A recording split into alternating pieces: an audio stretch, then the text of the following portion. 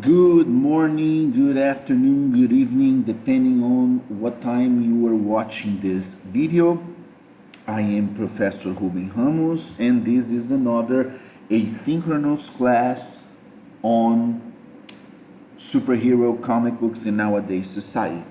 On our last synchronous class, we have stopped with the six different categories, according to Scott McCloud, in which we can recognize comics, right? So, which what he actually calls the craft of comics. Let's synthesize the six from now on. We have them over here on our left. The first one being moment to moment, the second one action to action, the third subject to subject, fourth scene to scene, fifth aspect to aspect, and sixth non sequitur. This sort of categorization is an inexact science at best, but by using our transition scale as a tool, we can begin to unravel some of the mysteries surrounding the invisible art of comics storytelling. For instance, most mainstream American comics employ storytelling techniques first introduced by Jack Kirby in the beginning of 60s, or as probably some of you are best known for, the Marvel Age of Comics or Silver Age of Comics, which is the partnership between Stan Lee and Jack Kirby, right? So Jack Kirby was the inkler on most of them, and Stan Lee was the writer. So Jack Kirby, as the inkler, the person responsible for the drawings, was in charge at the time of the storytelling. So let's go with Scott McCloud here and start to examine a Fantastic Four comic book from 1966. Altogether, I count 95 panel-to-panel transitions. Let's see how they break down proportionately. By far, the most common type of transition in Kirby's art is action to action, which is number 2 on the categories of Scott McCloud. I count 62 of them in the story, about 65% of the total number.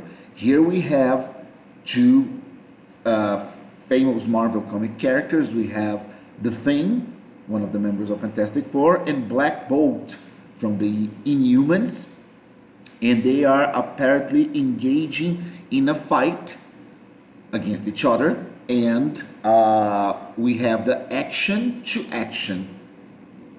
There are actually no words, or they were simplified for clarity's sake, as McCloud is stating over here, but in this case it is acceptable because we are focused on the action between the two characters. Moving on, subject to subject transitions account for an additional 19, about 20% of the total number. So subject to subject is Scott McCloud's number 3rd category. We have action to action, but not involving the same. Hold on a minute.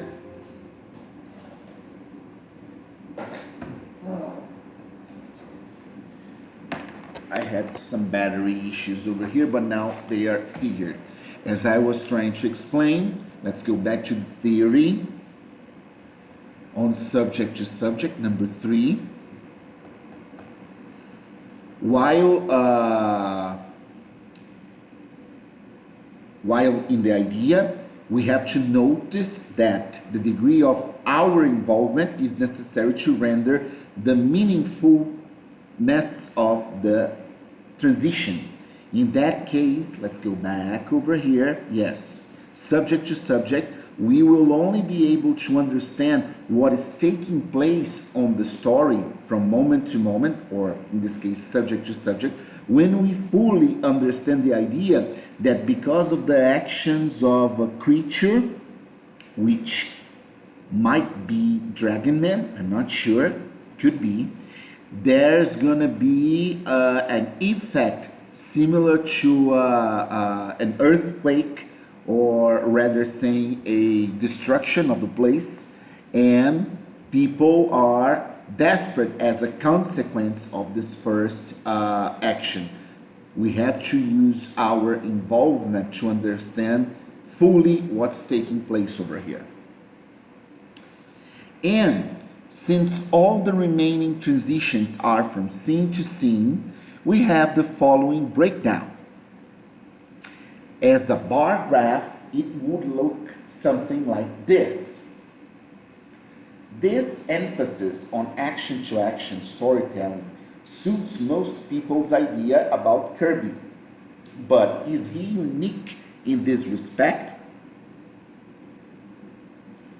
Apparently not. Here's a graph on panel transitions in Hergé's Tintin, and the proportions are very similar to Kirby's. Now, Hergé from Tintin and Kirby's from the Fantastic Four and Marvel Comics styles are not similar. In fact, they are radically different. We cannot compare in style characters such as Tintin and the Thing. Is there some kind of universal proportion at work here, or is there another common link? Maybe a similarity of genres? A random sampling of various American comics shows this same proportion pretty consistently, as we can see in these 8 examples over here. A survey of well-known European artists yields similar, if not quite as uniform results. What can we deduce from this?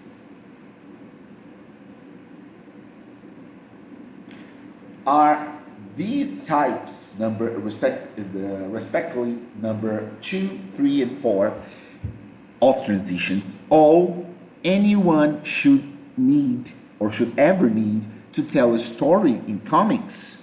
So we have action to action, we have subject to subject, and the number 4, I keep forgetting the names, there's no problem, scene to scene.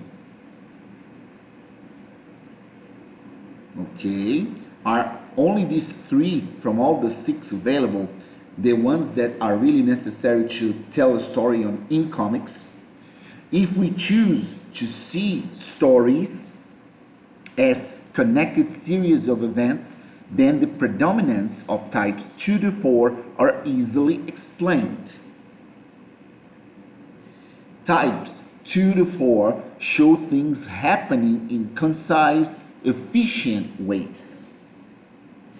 Type 1 shows actions like type 2, but it tends to require several panels to do what type 2 does in 2. So we can express the same ideas basically using types, either type 1 or type 2.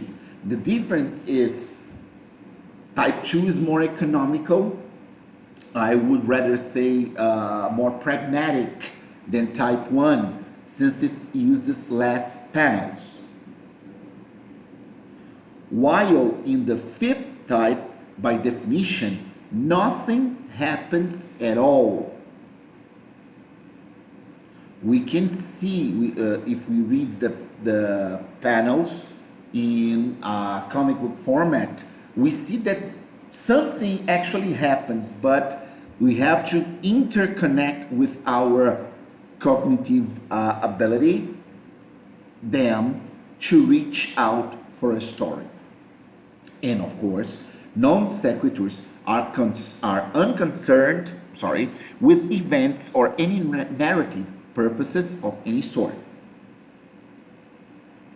Some experimental comics, like those of Art Spiegelman's early period, explore a full range of transitions, though generally in the service of equally radical stories and subjects. Here are some examples with Art Spiegelman. 9 examples, actually, being the most famous one, Mouse. But before we conclude that types 2 to 4 have a monopoly on straightforward storytelling, let's take another look at Osamu Tezuka from Japan and the mangas. Tezuka is a far cry from early Spiegelman. His storytelling is clear and straightforward, but look at how he charts. And here we have a pretty nice example on Osamu Tezuka's artwork. I ask you guys, just what is going on here?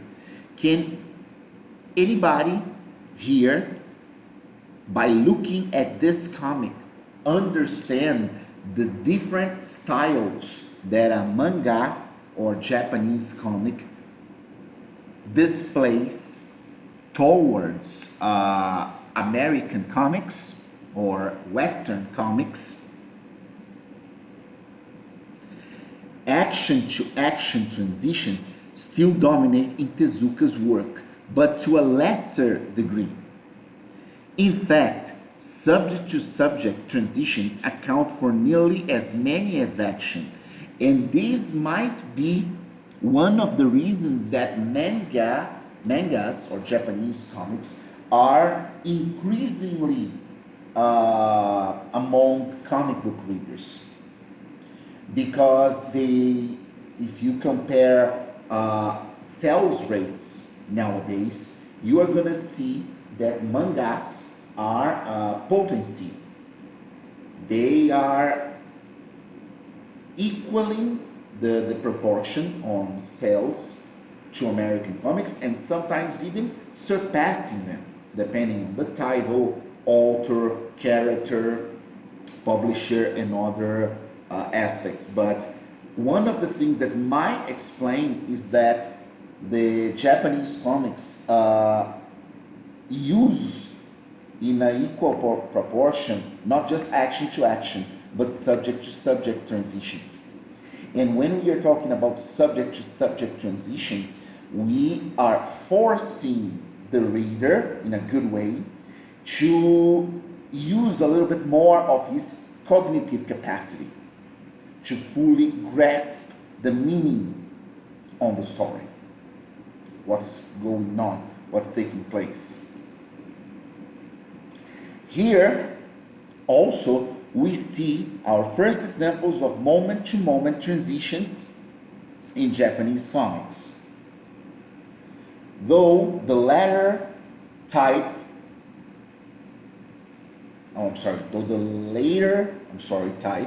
only accounts for 4% of the total, such sequences contrast strikingly with the Western traditions exemplified by Kirby and Hergé.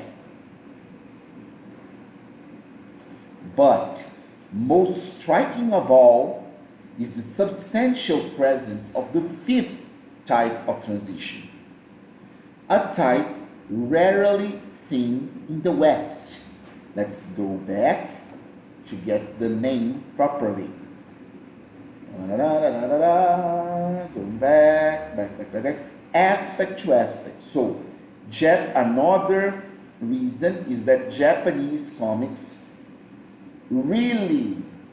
are really fond to aspect transitions, like we have this one over here on an example. And this type is rarely seen in the West or Western comics, such as Europe and American comics, or even Brazilian ones, for all that matters.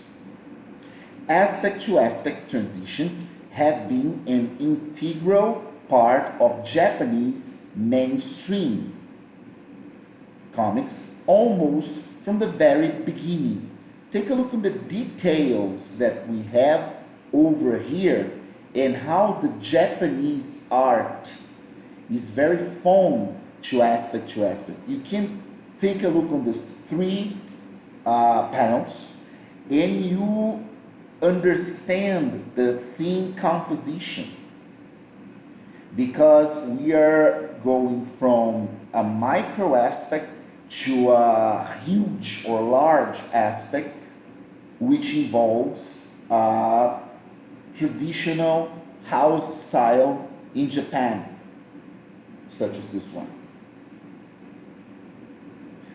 Most often used to establish a mood or a sense of place, time seems to stand still in these quiet, contemplative combinations. Even sequence while still on issue seems far less important here than in other transitions, as you can take a look. This sequence over here is in a lesser term of importance than in other transitions, because we can take a look on that story and reading it as a comic book. We can feel the emotion. We can have even a slightest idea of what is going on among these three characters. Rather than acting as a bridge between separate moments, the reader here must assemble a single moment using scattered fragments.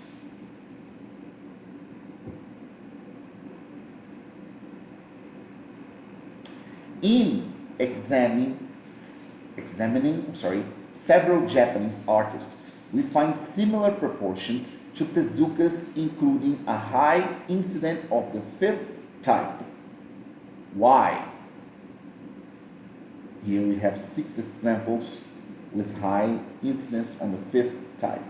Why? Length may be one of the factors at work here.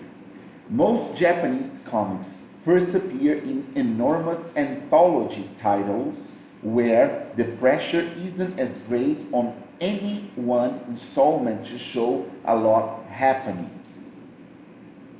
When individual features are collected, they may run for thousands of pages.